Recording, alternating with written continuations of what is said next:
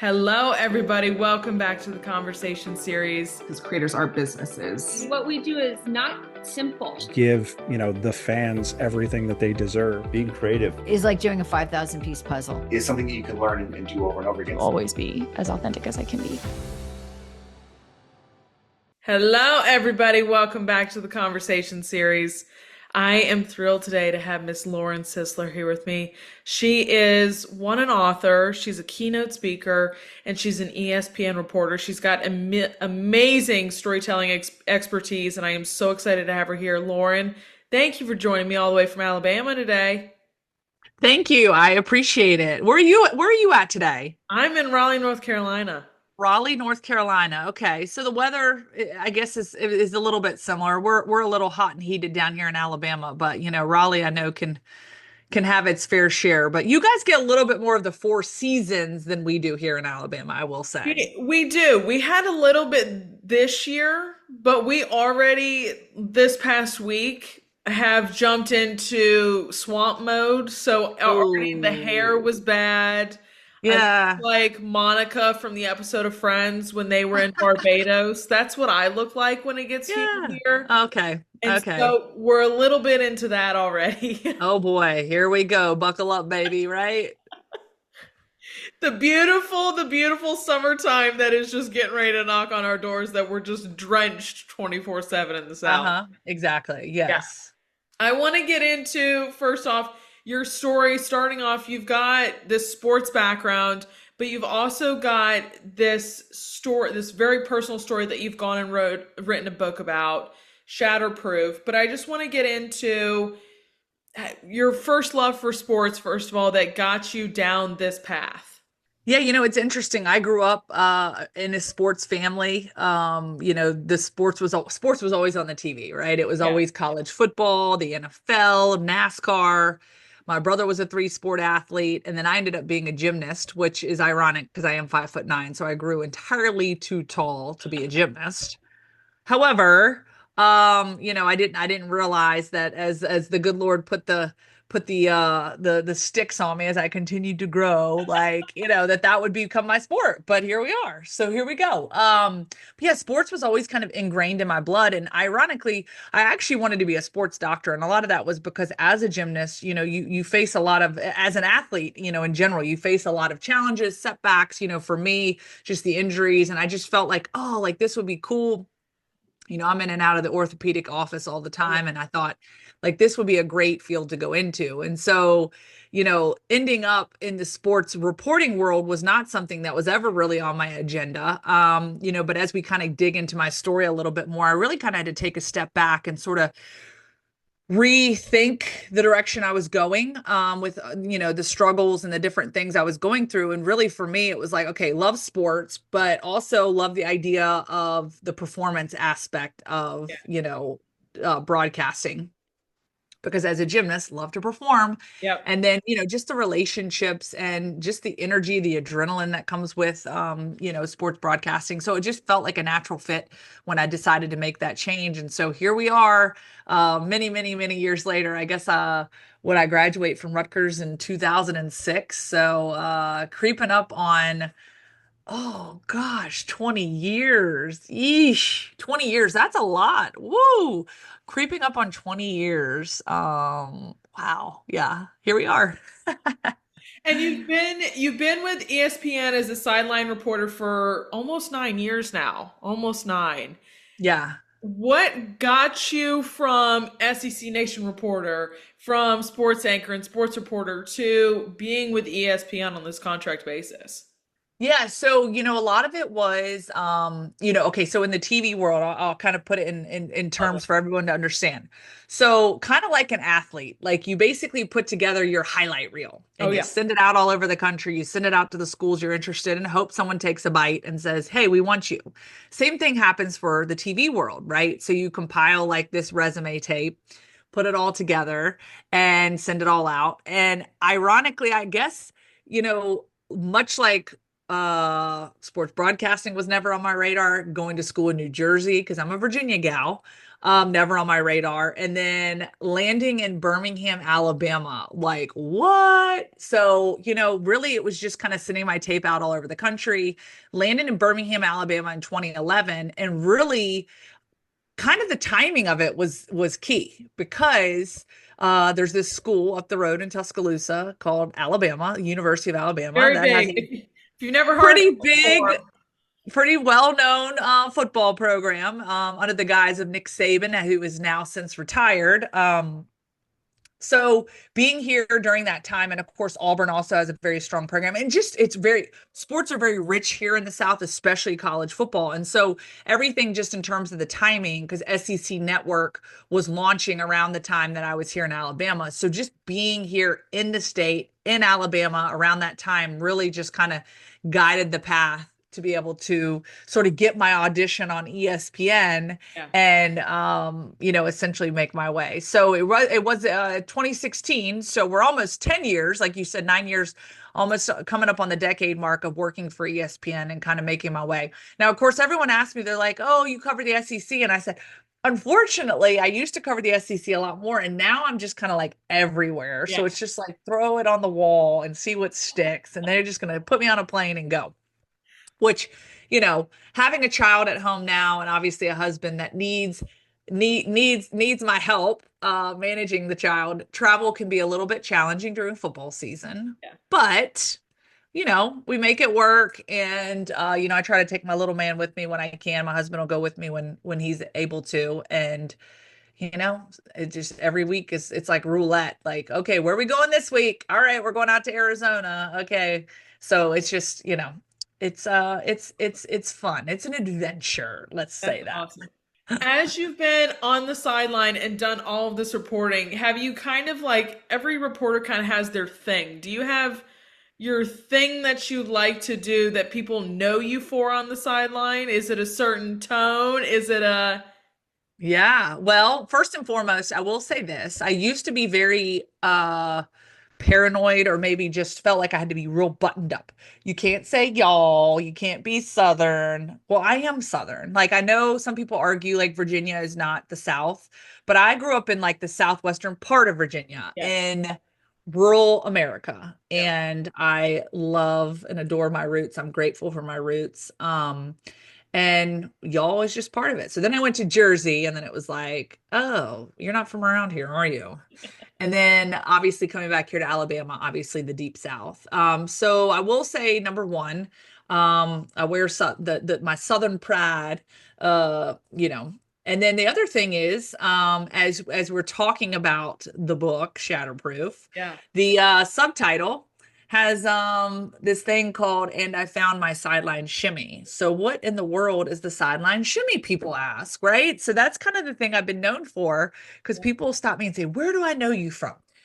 "You're that girl that dances on the sidelines, right? That ESPN reporter that dances on the sidelines." And I'm like, "Yeah, that's me." So it just actually became a thing. I love to dance, number one. I used to be a former DJ in another life. Love music. And the crazy thing is like nerves are at an all-time high. And so like, adrenaline's running, you're about to go live on TV, and it's just like, all right, they're counting you down. We're 30 seconds to show. And it's like the heart just starts picking up. And it's almost like this uncontrollable like experience where like the nerves and your body and all the things. So for me, the sideline shimmy really was born as a form of therapy for me. So I was able to like kind of reconnect my body and sort of redistribute all the nerves through my body. So it's not, the nerves don't go away. However, it just helps to settle the nerves a little bit and almost like bring me to where my feet are in the moment, and just moving with the music. And so it's one of those things that I had done it a few times, didn't realize the cameras were rolling. They're always rolling. You're always on. Just know that if you ever go into a stadium, all of the cameras that are in that stadium are recording, even 3 hours before kickoffs, just so you know. Don't do anything crazy. It was kind of this thing where I was being recorded often, and I posted on social media. People loved it, and I was like, all right, I guess this is it. So we coined it the sideline shimmy, and here we are. Lauren's dancing? She's getting everybody ready. Yes, ready to roll. Ready to roll. I love it. This is something that I've always appreciated about sideline reporters.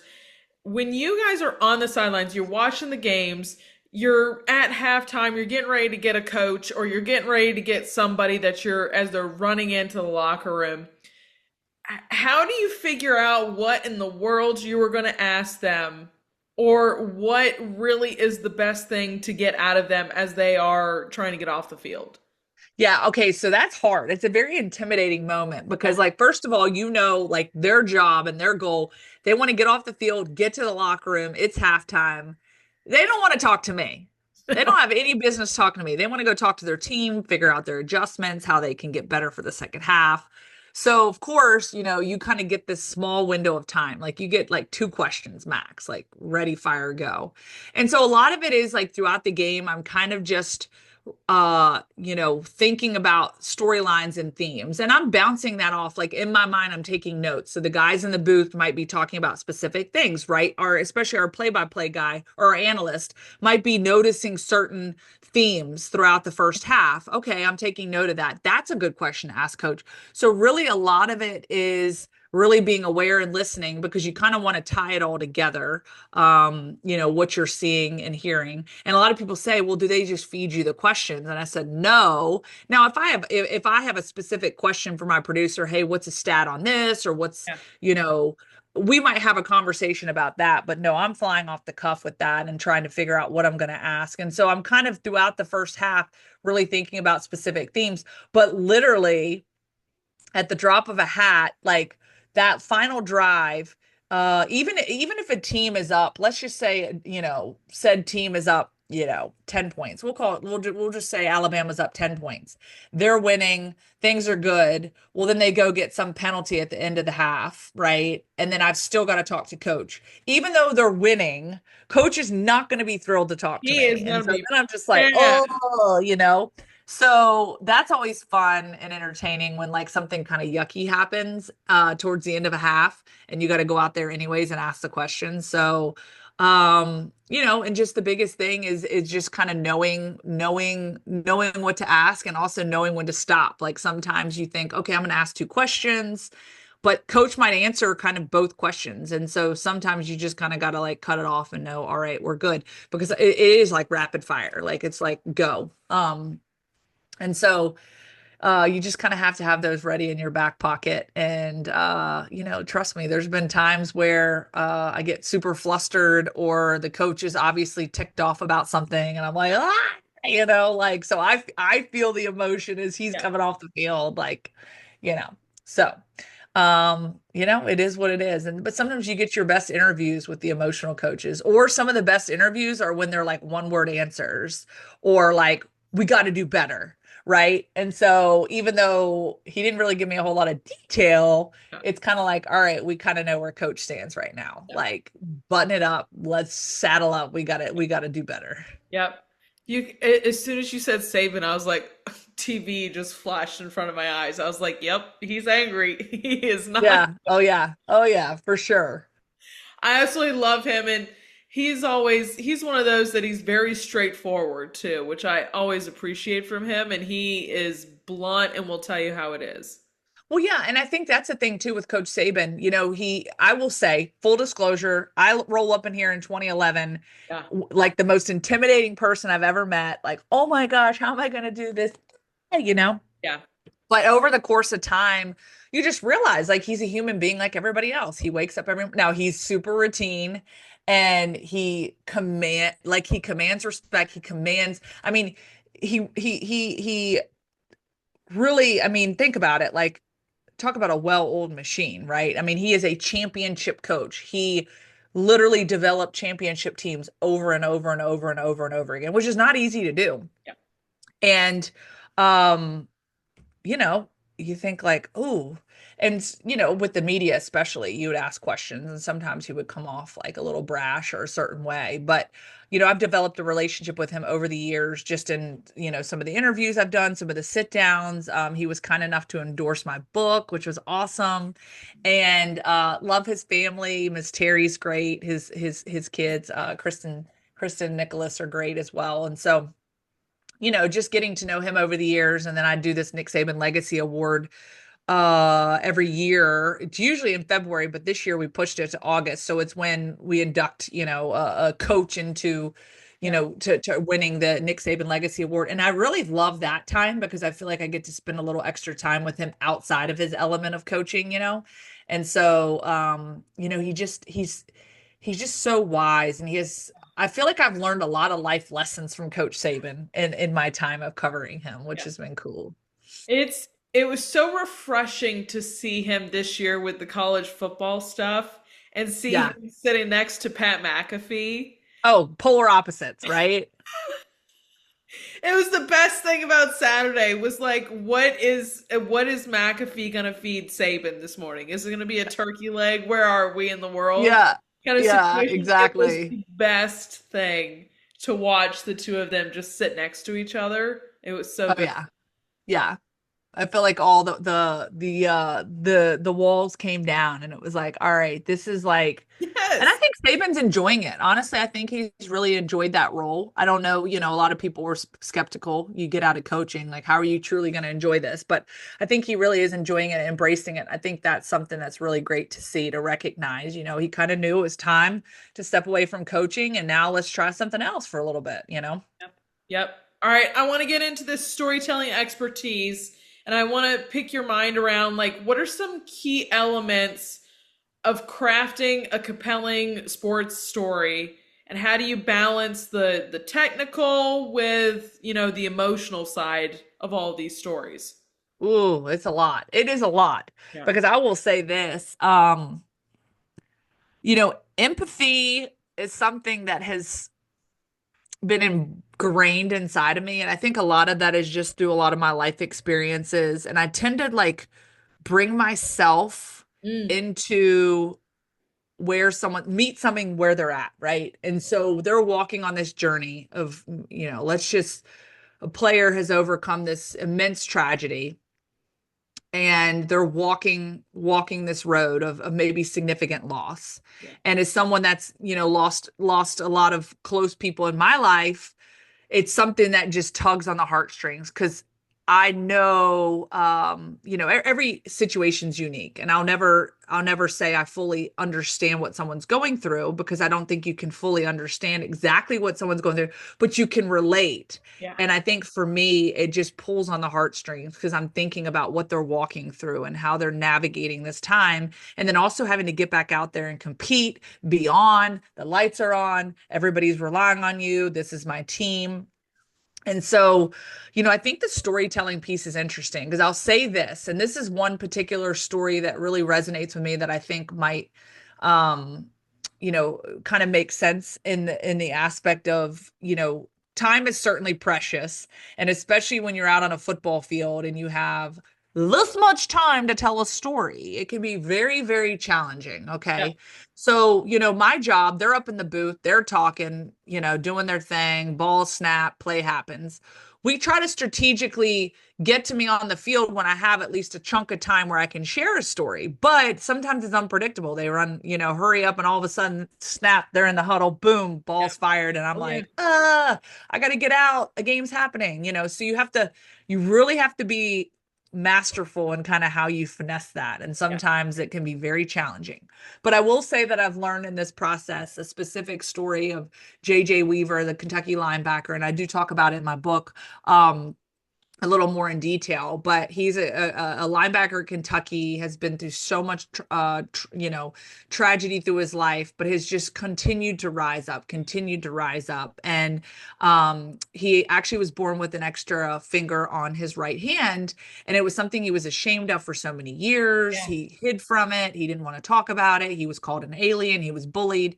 Well, when he got to Kentucky, he started to step into his story and realize like, oh, I can actually make a difference. And so when I started sharing his story on an ESPN broadcast, I literally had like 30 seconds to share his story. And I was so devastated because I was like, 30 seconds isn't enough. And I remember just like being really upset, like, and the rest of the game thinking about that in my head, like, man, what a bummer. Like, I didn't get to do his story justice. He deserved better, and kind of just, was bummed out about it and let it sort of eat away at me. Well, little did I know that a third grade teacher from a local school wrote into the athletic department after seeing that segment on the game and said, hey, I was born with extra fingers. I got two students born with extra fingers. And JJ went and visited the school. And I just think about the trajectory, because now that story was then broadcast on College Game Day, one of the biggest, literally the most eyeballs you can get on a college game day. And I think about the trajectory of those kids' lives, because JJ stood in the gap for them. He went and spent time with them, talked to them about their uniqueness and how special they were, and that they can use that to on purpose, right? To find their purpose, and that doesn't have to be, their narrative of being different. And, I just thought, wow, and realized, and this is what I tell people, is like, it only takes 30 seconds. So when you struggle with the idea that your story doesn't matter, nobody cares, what does this matter to anybody? It literally could be 30 seconds of sharing something about you, something deep in your heart, something that has transformed you, or something that is really holding you back, or something that makes you scared or sad or embarrassed. And you can share that with somebody and literally unlock this conversation that can lead down a road to helping someone else to find their story and to be okay with stepping into their story and finding the courage to do so. Let me tell you, I have never cried more than I do when I watch something on ESPN because Oh, of I some know. story that happens. And I mean, I even did it this week with Dan Orlovsky's son, Madden. Oh, I was just in tears. oh, I know. Oh, I love that so much. But it's such great stories that you guys craft and put together and spend so much time just bringing them more to life in a way that is just is so resonating with everybody. And I love crying Saturday mornings watching football. I know. It's like, you kind of know, like, you're going to cheer, you're going to laugh, you're going to cry. Yeah. Like, it is what it is. I mean, and I'm with you. I think it kind of reminds us why sports can be so beautiful, and not just the X's and O's, not just the championships, not just the competition, but the stories that truly make it more than a game. And I think that's so important, and that just brings people together, whether you're cheering for that team or not. Like, you're Sports cheering for the like a game. people and the stories and what makes us human. Yeah. Yeah, it's more than just a game. It's actual people. It's I always say it, I'm like, athletes are more than just an athlete. They are actual people. They have stories, they have things that they go through in life. I think athletes sometimes are looked at these like god figures, but I'm like, no, they're just like us. They go through things, they battle through things. Absolutely. We all go through it all. I do want to open up the floor, talk about your book, but I do want to give you space to be able to talk about the inspiration and what behind this book and why you wrote this. Well, I appreciate that. And yes, the book Shatterproof, we released it in the fall, and it has been an absolute labor of love. Most authors will tell you when you write a book. And never in a million years that I think I would be writing a book. Just number one, like, what would I even be writing a book about? But little did I know that my story has come to this sort of intersection of life in which it has created impact for people, and, for myself and others, just finding purpose in that story, and the immense loss that I have faced. So I'll tell you just the title of the book, Shatterproof, kind of where that came from. It's sort of the idea that someone can literally take a baseball bat to your life and shatter it into a million pieces, someone or something. And we all are capable of making that choice to stand tall, to rise up and put those pieces back together and find this beautiful work of art and find joy and meaning and purpose in that. And I think that has been kind of the biggest thing for me, and recognizing just walking in this journey of losing both of my parents, getting a call when I was at Rutgers from my dad telling me my mom died. And this was just hours after I'd talked to both of them on the phone. My mom was 45, total shock. What, oh, Dad, why, what happened? And he said, get on the next plane you can. I'll be at the airport to pick you up. And unfortunately, he never showed up that day. And he too passed away within 5 hours of my mom. And it was just a total shock, like had no idea. And based on the subtitle of the book, How I Overcame the Shame of Losing My Parents to Opioid Addiction and Found My Sideline Shimmy, is really the journey in how I overcame the shame of losing my parents to addiction. Because for so long, I ran from the reality that my parents died of overdoses, because I felt I had to keep my parents' legacy bound in my hands. It was up to me to preserve it at all costs. And the thought of my parents walking through addiction, going through addiction, choosing, a drug, and what I didn't realize at the time is really that path wasn't their choice. It had taken over. And, really they had been going to this pain management doctor, everything, they were being prescribed. And then suddenly, that prescription medication just got a hold of them, and they couldn't stop. And they did everything they could. It was robbing Peter to pay Paul, doing everything they could to stay above water, to try to function at a high level. Meanwhile, behind closed doors, dealing with this awful, awful disease that was just consuming them and taking them down. And for me, it was a shame. And I think that's the realization in this process and journey, as I've discovered my story as now a professional storyteller, is my parents' story is so tragic because they felt the weight of the world and the shame on their shoulders, and they weren't able to shake it. And I think that's what drove them to isolation, drove them into silence, drove them to feel like they couldn't speak up, they couldn't have a voice, and ultimately is what took their lives. And so really it just becomes the power of story and recognizing like their story is so tragic. My hope is that helping people to recognize that they too can become shatterproof no matter what odds are against them and stacked against them, because we're all going through something and we're all literally fighting an uphill battle, right? That's life. And so letting people to recognize that, leading them to recognize that they, can find joy again, even when they feel they've lost it all, that they can find joy, that they can find purpose, they can find themselves, is really my goal. And, it's taken me a very long time to get here. 19 years when I started writing the book, released it at 22 years, almost 22 years. My parents passed away March 24th of 2003. So we just surpassed the 22-year anniversary. And just to be able to put this book out in the world for people to read and to understand that shame is not something that should define you. To me, shame is something that can refine you. Shame and anxiety, embarrassment, the adversity that you face in life can be so incredibly challenging, and we don't need to look at adversity as a bad thing, as something to run away from. I always tell people, like, don't run from it, attack it. Yeah. Because it's something that literally is going to strengthen you and make you stronger on the other side. Yep.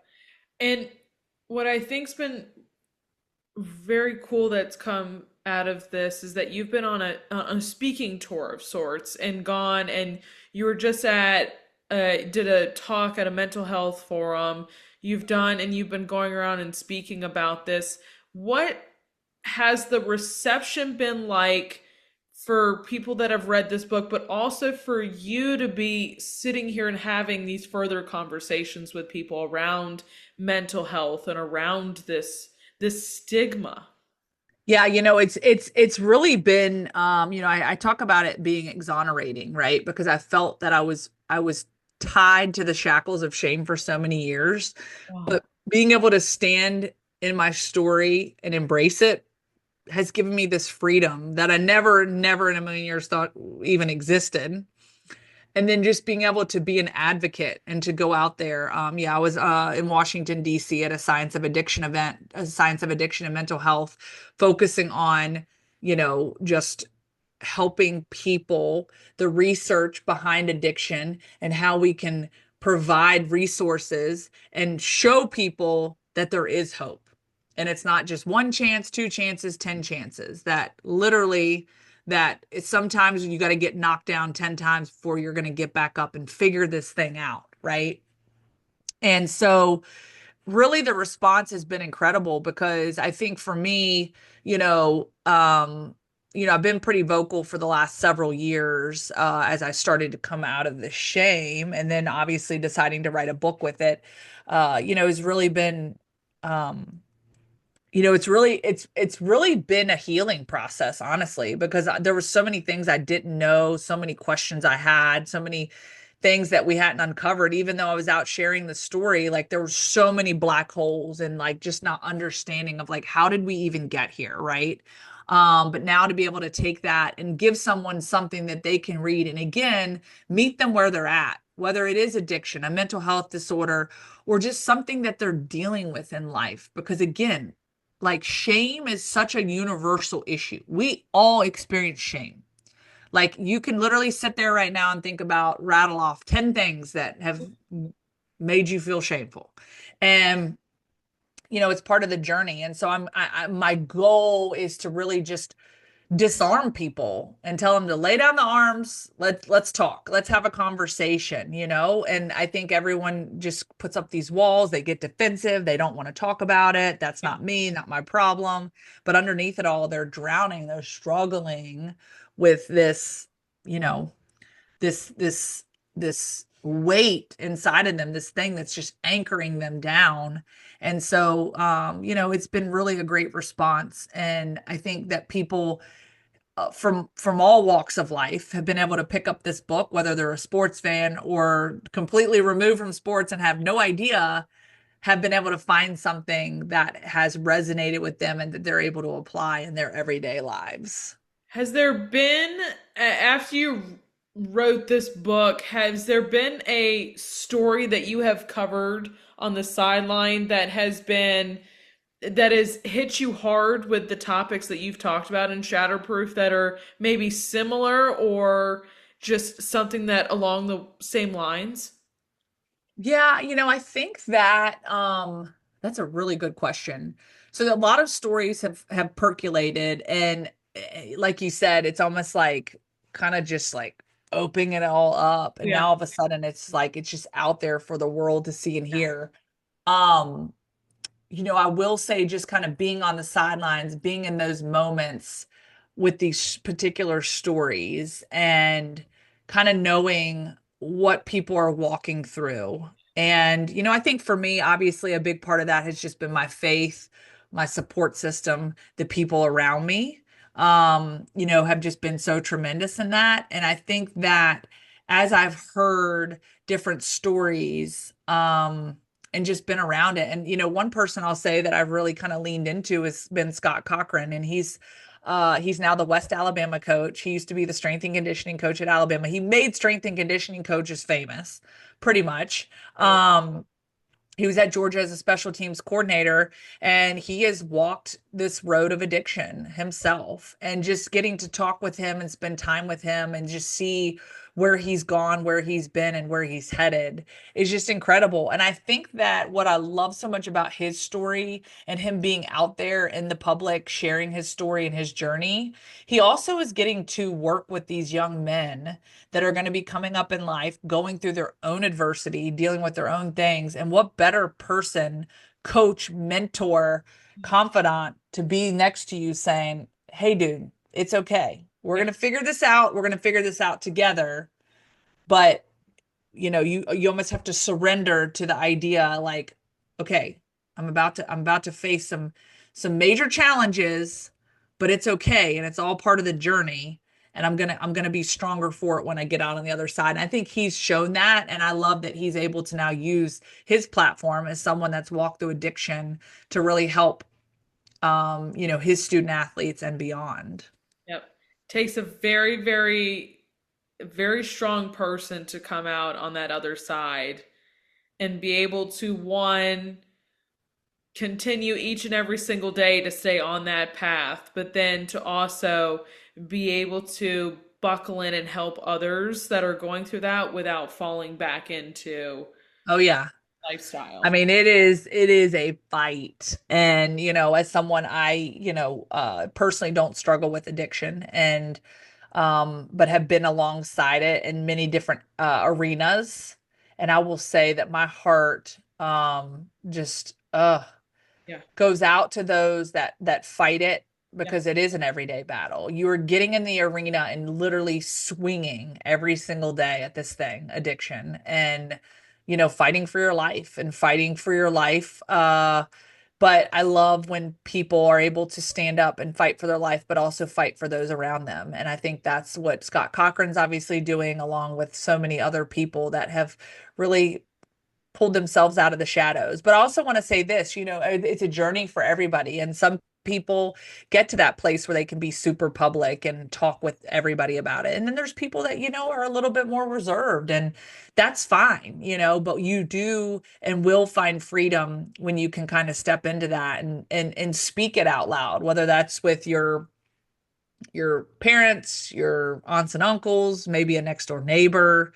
Maybe it's a meeting that you go to, an A meeting or whatever it is, where you can really just sort of take hold of the adversity you're facing, the things you're facing, the addiction you're facing, and then just say, all right, I'm gonna grab a hold of this thing and we're going, baby. Let's go, There has been a lot of activity and a lot of focus around sports in the last few years, especially this next generation coming in and just hungry to work in sports.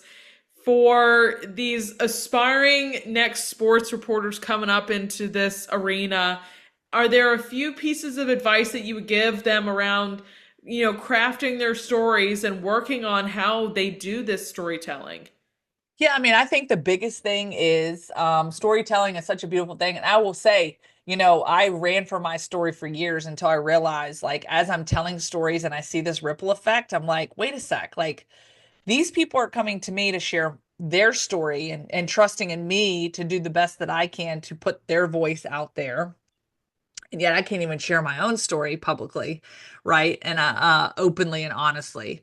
And so I would just say, I think that when you start to recognize it as more than a job, because I will say, when I first stepped foot out on the field, it was kind of like, "Oh, I'm on TV, national championship, so much fun. I'm traveling, going and covering these games. Like, I get to do this for a living. Wow."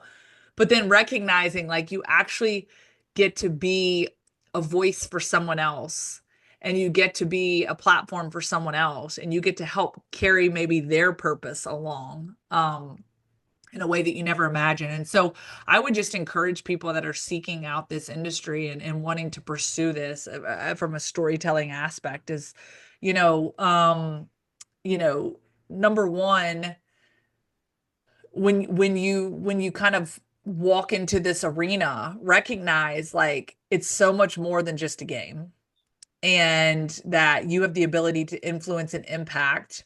And sometimes you're going to come across stories that you're just like, and then all of a sudden it blossoms into something, so keeping your eyes and ears open. Relationships are key. Developing those relationships and not always chasing after the story when a relationship is developed, right? Holding on to those relationships, because you'll find that they may come full circle years down the road when you never even imagined it would happen. But also just taking heart. Like I say, take heart in the matter, because when you can put your heart into something, and even though you might not be able to resonate with what these people are going through, when you can go sit in a room and sit with them, just be with them. Be there to listen, just like you would your best friend or your family member that wants to just open up to you and share their heart with you. And when you can kind of consume that and recognize, like, you're in a, like, you are being tasked with a very special assignment and to take heart in that. And so whether you recognize it as this really big, amazing story or something that you're just like, and then you'll find out like, wow, like this means something, and it means something to the person that's sitting on the other side of that microphone that you're interviewing, and take heart in that. And so I would just encourage that, along the way, even when the days get long, because this industry ain't as glamorous as people think it is. So when the days get long, and you're driving down the road at 2 o'clock in the morning after covering a football game, starving, having to roll through the Whataburger drive-through, um, you know, know that you're doing something special, and you're bringing people together with your, ability to share stories and be a voice and a platform for others when maybe they feel silenced in their journey. I just had a flashback to college of like a noon game where you're up at 5 o'clock in the morning. Mm, mm, yes. Setting that 5 alarm clocks to make sure you get up and get on the road, go to the games, and then it's a lot. It's a lot. It ain't as glamorous as people think. But it's fun. It's a fun job, and it's a fun journey, and the people you meet along the way really makes it all worth it. Lauren, my last question for you is just what continues to fuel your passion for everything that you're doing, from the sideline to being an author and going around and speaking? I think the thing that fuels my passion is just the conversations that are happening right around those, and just spending 2 minutes with someone that feels a little bit more bold, a little bit more courageous, a little bit less sad, ashamed. When I get to have those conversations and see someone that feels seen, Yeah. I've had people say that to me, and I'm like, wow, to help someone feel seen, to feel heard. I think that's been what's been so beautiful about this journey. And so, the days are long. It's a grind, lots of travel. I have a 20-month-old, and Yeah. being away from him can be challenging, as well as my husband. But knowing that maybe perhaps I'm able to stand in the gap for someone else and be a voice of encouragement for them, and to maybe just help scoot them a little bit closer to that next step, helping them stand up and start walking again as they're facing challenges in their life. I think that really makes it all worth it. And I think that's just been kind of what I've been holding on to. And I say this to people. I think a lot of times we feel in life that we've got to have some monumental victory to celebrate, but really you got to be where your feet are. Nick Saban says that a lot. Be where your feet are and celebrate those small victories, because those small victories are just as important and powerful and meaningful as the big ones. Ladies and gentlemen, Miss Lauren Sisler, I can't thank you enough for sitting down with me and chatting with me and letting me dig into your world. I so appreciate it. Yes, it's been awesome. Thank you, Danielle, so much. It's been awesome. Great conversation. And for those of you listening, if you want to reach out, ping me. I'm on social media. DMs are open. I know everyone's like, why do you have your DMs up? I'm like, I know how to, an adult. I can siphon through the garbage, right? So ping me at Lauren Sisler, pick up a copy of Shatterproof. Do me a solid if you read it. Throw me a review up on Amazon, because that gets the algorithm going. We know reviews are the thing. Here's So the thing. appreciate y'all so much, and thanks for this conversation, Danielle. Yeah, absolutely. I'm going to have all Lauren's socials linked down below. They're going to be right there. So please go check her out. Give her a DM. And as always, I will see you guys back here next time. Bye, y'all.